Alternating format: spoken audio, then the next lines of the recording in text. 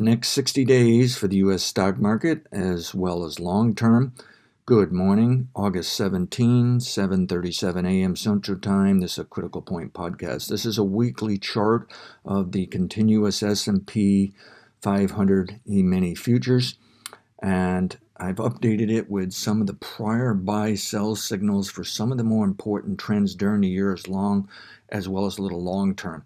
Now, in February, almost to the day of the top, called for a level 1 top, which is the most important kind of sell signal during the year. And you need a level 1 if you're looking for a long-term top. So I also called a long-term top because we had been working on a project of looking for a major long-term top sometime 2018 to 2020 that would lead to a bear market of probably minus 20, minus 30%, and would lead to a recession. And all of those came true. Okay, so we had this collapse, and then March 25th, 2 days within the bottom, a level 1 bottom, made a call to buy intermediate-wise for trading during a year, but also added a long-term buy, not necessarily of high confidence, more of just in case of an early bottom. And as it turned out, of course, the market rallied. It was an early bottom. And until violation of the March low, I am long-term bullish. Now, what do I mean by long-term? Well, there's several different long-term cycles ranging from major to minor. If you want to get a little more scientific on it, there are 3-year, 6-year, and 9-year. With the 9-year, like the juggler cycle, used in economist Schumpeter's model and discussed in various economic circles, universities, perhaps even at the Federal Reserve. Okay. Now, the juggler cycle, in my opinion, always relates to a recession and therefore an important bear market. And it breaks down to about 7 to 12 years of economic growth. And the stock market does a much better job of correlation to these cycles compared to 100 years ago. And that's because of more information, more data, greater understanding. And so the stock market basically runs bull markets of about 7 to 12 years. Okay, at any rate, my long-term strategy is hinged upon the major long term. I don't pay so much attention to 3-year and 6-year cyclical fluctuations. So basically, I have a long-term position I'm holding into the year 2028 to 2031 when I want to get out for another recession or related bear market. But I will try to make calls of 3-year and 6-year cycles when there'll be tops like in about the next 2 years and maybe the next 5, 6, 7 years, that someone might want to take some profits and add a little protection. Otherwise, for that specific example, I'm not doing any hedging, any protection. I'm writing it out. So what does one do after missing this bottom, or maybe didn't miss it, but is concerned about buying more? And the answer is, I think you buy the more important level 1 bottoms, maybe level 2s. It's obvious that level 2, which we did some buy signals, would have been nice because it looks like there's a chance the next level 1's actually going to be at a higher price. Now, of course, you're raising your average higher price, which means when the market does decide to correct along the way, your account could get hit harder and things might look not as well as someone who bought only on March 25th and just sitting on it, okay? And this is what you're dealing with for long-term investing. At any rate, there's a good possibility we're going to have a second an incremental purchase coming up here in a few weeks if we can get a setback. So you notice we had a sell signal here for a level 2 top, changed our mind, added another sell signal here, and then found we had to buy as it turned up and returned to bullish. We had a sell signal right about the time of this negative reversal, looking pretty smart, but you'll also recall we debated, was it the more important level 1 or just the level 2? And we did put in a buy around in here, and it was looking correct. We did take a chance at selling here under some of the old forecasts for another opportunity related to this high. That, in other words, instead of here, the top actually occurred here. And we had a time stop violation or trigger that told us, no, you better get back to being bullish. So it was also a buy in a short period of time. And now we're still looking for level 1 and level 2 sell signals that ideally will occur no later than the last week of this month, around August 31st, okay, to start of September. All right. And we're still looking for a decline into a level 1 bottom.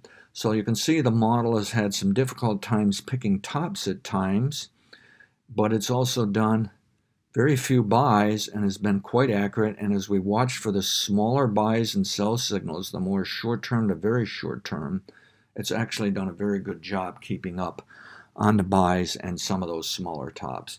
Okay, at any rate, still looking for a decline into a low in the next few weeks. Now, here's what I've established here. I set up a date to remind myself of this forecast.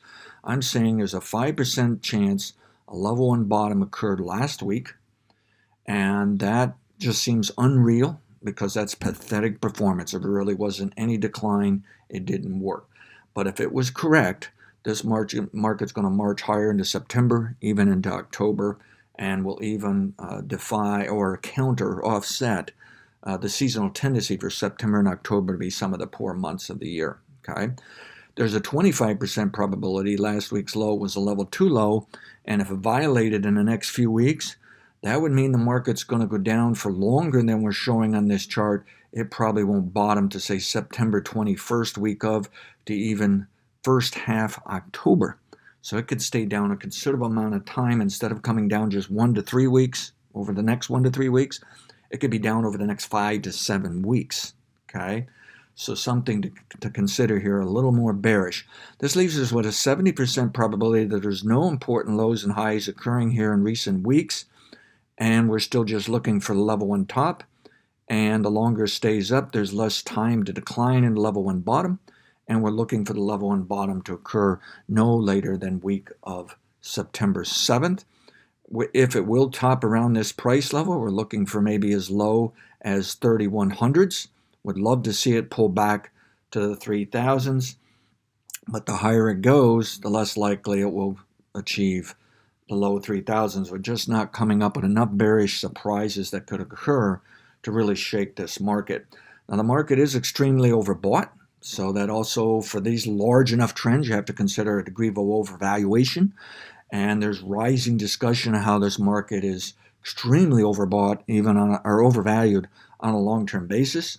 And even Morgan Stanley was out warning, I think it was Morgan Stanley, was warning that over the weekend that they better get this next round of stimulus because it's kind of like this market is running out of steam. It's almost like the stock market has spent its stimulus money, and who else is buying it, okay? I really am concerned we're running out of buyers here, but apparently the supply side has been quite comfortable. They just don't want to sell. But are they going to sell in the next few weeks to take a little bit profits? Maybe they get a little concerned. Or is this a sign in just the next few weeks we're going to get some disappointing news, which may in fact be the drop news that we're not getting that extra stimulus, in other words, okay? But we could see just seasonal selling. For some reason, they like to sell around August into early October something and then buy. Now we have forward-looking turning points for you. We think it pulls down level 1, moves on up into October for level 2, pulls back into late October for level 2, moves on up to level 2 and level 1, early December, moves back down by the end of the year for level 1, okay? I also find it interesting this level 2 can come into about the time of the election when they might sell a little bit into the election, and then we'll probably buy post-election regardless of who gets elected, is how I'm looking at it. Now you can also I'm showing these as price levels, and they're really not meant to be price targets. But if you didn't know that, you would say I'm really forecasting a sideways move into year end. Well, yeah, that's one scenario. But another scenario is this is going to have an overall downward bias into year end. Okay, so zigzagging but lower. Okay, problem is we can also come up with exact opposite, zigzagging higher. We can even have lower into election and then a very nice rally in December as things begin to turn to move higher into next year. All of those are scenarios coming from the amount of variability of the fundamentals, how it can flow, the various scripts, if you will, the various narratives. And we just don't know, and I'm not that confident. And unlike a lot of people out there, I'm unwilling to forecast a year-end price for the S&P 500. I can see it down into year-end. I can see it sideways for a roller coaster trading range, and I can see it up. I'm just going to have to wait on the data. But I am confident of showing you about the time that we're going to put an end to those trends. We're going to change our thinking and the marketplace is going to flip to the next trend, buying or selling. Okay, so I'm quite confident that we've got this set for the amount of time. It's just what price levels will they be? What will be the overall structure? Down in year end, up in the year end, or is it going to be some kind of split? Okay, so I've given you some ideas here of what we want to watch out for. We want to watch out for a violation of last week's low at 3,319.50. I want to call a level 1 top in place. Then we're going to debate whether the market drops for just 1 to 3 weeks and it's a buy, or is it going to drop for 5 to 7 weeks and then it'll be a buy. Just don't know right now, okay? And I think we'll probably err. And this is normally what I do, especially in the past 5 years compared to prior 15, 20 years. I tend to err on the side of, I get too anxious, I buy the first opportunity. But I think in the stock market, that generally pays. The stock market's very forgiving on bulls who don't get it quite right, okay? It's not forgiving for bears who don't get it right, okay? At any rate, the reason for this colored box of being so high, I am still allowing for a record high this month. It could be up into the 34.20s, maybe even a bit higher. And they filled this gap, but they might want to challenge the record high. But what I'm concerned is look at the fast pace rally for this level 2, slower pace rally for this level 2, slower pace rally for this level 2 that could be completing a level 1, a very extended now late running level 1. In other words, it acts like it's getting tired all along the way. Again, I think it doesn't matter if it's true or not. I think we could just say it's as if it's running out of the stimulus money, okay? And they were the only ones who have been buying all along anyways. And the sellers have just been holding out as best they can. So I have to give it a consideration. It's losing momentum here. It's extremely overbought. It's overvalued short term to long term, but I'm not selling long term as far as that purchase made March 25th. But I can't buy long term here, even if this thing's going to march higher for the next 2 years and never look back. I just can't do it here. I got to wait and get this level 1 pullback. So that's what I'm looking for. Now, I'm not going to bother showing the short-term stuff because this is supposed to be one of the more like weekly updates, something a little intermediate to long-term. I want to impress upon you there's a good chance the trend is up for this decade, that it's up into mid-decade for a smaller long-term, that it's up for a couple years here, somewhere around 2022, we might see a setback, okay? And then inside of all that, we're going to get all these twists and turns during the year, these level 1s, level 2s, okay?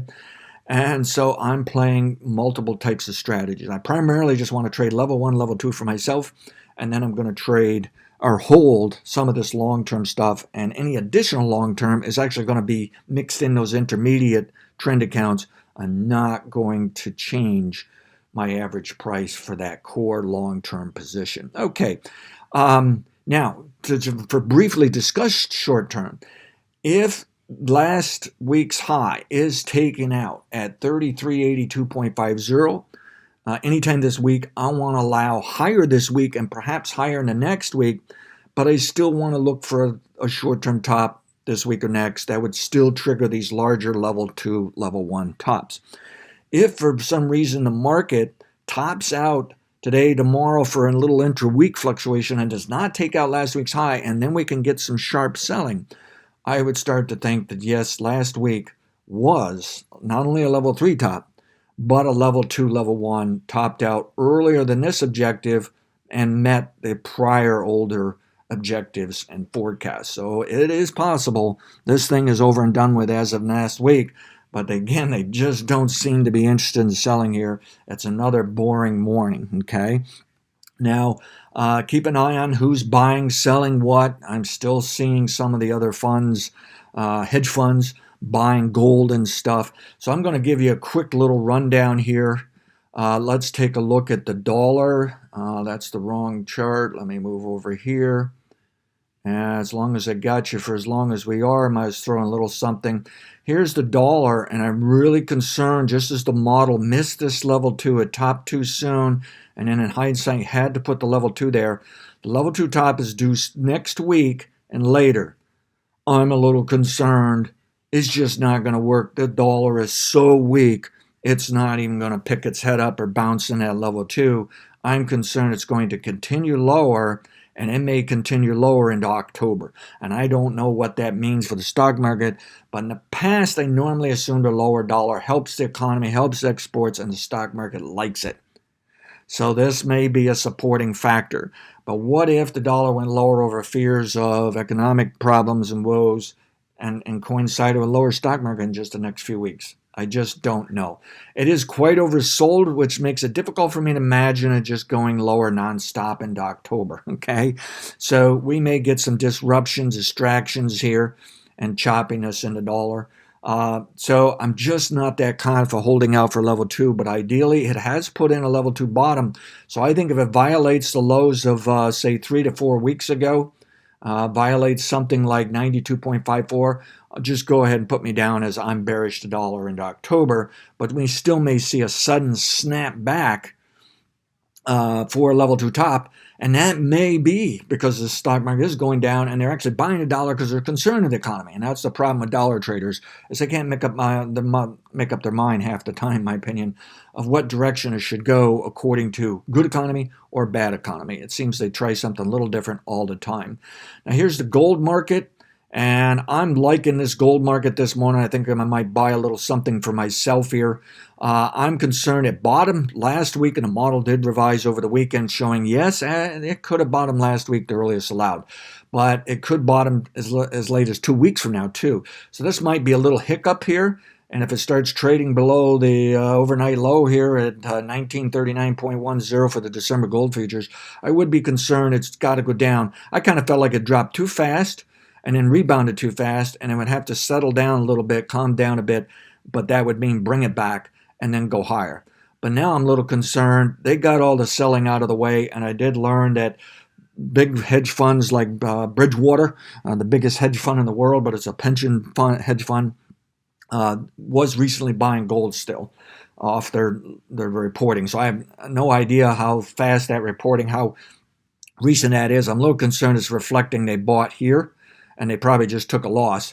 But are they still buying more? I don't know. And I did hear that Buffett, for his Berkshire fund, bought a gold mine. Okay, so, and Buffett's normally has no interest in gold. So something has changed there where he thinks there's money to be made in gold. So this may very well be a buy, but you have risk that it could come down and test the recent low, maybe even a little bit lower, and then move higher. I think there's a 65 to 70% probability this level 2 is just a level 2, meaning this level 2 is a level 1 more important. And the model would then say, okay, if you have a level 2 above a level 1, then the future level 1 should be as high as the level 2 and ideally higher. So what this could mean is we're in a trend like this, all the way up in level 1 top, and it could even be a trend from this low all the way into level 1 top. Gold can head higher into September, October. And so some of these higher targets getting closer to $2,200 is feasible. So gold may very well be a buy here, whereas I'm not so sure on the dollar. I'm long-term bearish and think the dollar should go lower. You could probably sell it, but I think you got to run some kind of trailing management of your risk, buy stops kind of thing on the dollar, because it can still bounce a bit. For those of you on the Bitcoin trading side, it's hovering near a high, and some people say, well, if that's like a triple top, there's no such thing as a triple top. It will go higher later. Well, I've seen triple tops work for quite a while, only to see it then, yes, take that high out. So I don't know what to make of the Bitcoin. I would like to see it pull back a little for a short-term low before going higher. There is a chance a more important top is here, but it may be that Bitcoin is now, I felt like it was just following gold, but maybe now Bitcoin is going to lead gold. I don't know. Maybe Bitcoin's betting that, yes, gold will rebound. And still watch your correlation to the stock market. Now, I still think on the VIX that we're looking for a recovery in VIX here, if I can find it quick enough for you. Here's the VIX. It's in the time frame. I think the VIX will bottom no later than next week. It's going to bounce. I think that means the stock market's coming down over the next couple weeks. Problem is, I'm not seeing much evidence whether it's going to be a small bounce in the VIX or larger. It is supposed to bounce into a level 1 top, so that's important enough to assume there can be a major up move in the VIX. I'm a little concerned it's not going to work out that well. There was also level 1 tops back here. and didn't work much at all, okay? So I think we got a chance that the VIX is suggesting there will be a little pop in the VIX, probably coincide with a little bit of a drop in the stock market next few weeks. But the moment the trend is tilled down, if they can take the VIX above last week's high at 24.93, I'd be concerned we're on our way for that little pullback in the stock market, okay? That's all I have for the moment here. Manage your risk relative analysis of others, and hopefully we're off to a good start for a week of analyzing the stock market. I'll update you with any additional signals, especially level 2, level 1, if I have any confidence.